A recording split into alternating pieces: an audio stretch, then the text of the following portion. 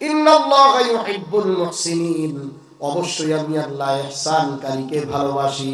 ইহসান কাকে বলে? রাসূলুল্লাহ সাল্লাল্লাহু আলাইহি ওয়াসাল্লাম হাদিসে জিবরিলের মধ্যে মিশকাত শরীফের 1 নম্বর হাদিস, রাসূলুল্লাহ সাল্লাল্লাহু আলাইহি ওয়াসাল্লাম বসা, ওই সময় সাদা দবদবে কাপড় পরিহিত একজন লোক আসলো।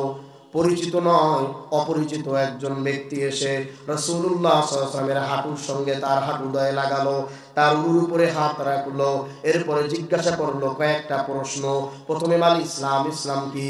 মাল ঈমান, ঈমান কি? প্রশ্নগুলোর উত্তর দেওয়া হয়ে গেল।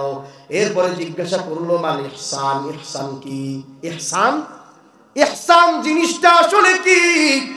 ইহসান আবার কাকে বলে? রাসূলুল্লাহ সাল্লাল্লাহু আলাইহি ওয়াসাল্লাম উত্তর কি দেয়? আনতা আবুদাল্লাহ, আনতা আবুদাল্লাহ কাআন্নাকা তারাহ ফাইন লাম তাকুন তারাহু ফাইন্নাহু ইয়ারাক। তুমি এমন ভাবে ইবাদত করো যেন তুমি আল্লাহকে দেখতেছো। কাকে দেখতেছো? যদি আল্লাহকে দেখতে না পাও তাহলে মনে রাখিও মহান আল্লাহ রব্বুল আলামিন তোমাকে দেখতেছে। সুবহানাল্লাহ।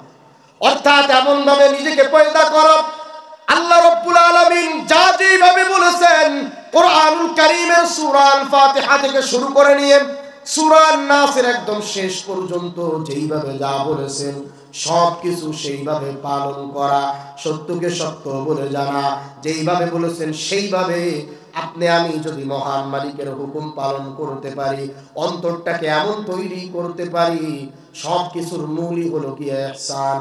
অর্থাৎ ইবাদত করার মধ্যে মজা চলে আসা, আল্লাহর ভয় পয়দা হয়ে যাওয়া, আল্লাহর ভয় পয়দা হয়ে যাওয়া, এটার নাম হলো কি ইহসান। এই মুহসিন সম্পর্কে আল্লাহ কোরআনুল কারীমের 5 জায়গায়, কয় জায়গায়? 5 জায়গায় আল্লাহ বলে আমি এদেরকে ভালোবাসি। সুবহানাল্লাহ। তাহলে আল্লাহর ভালোবাসা যদি আপনি আমি পেতে চাই তাহলে মুহসিন হতে হবে। কি হতে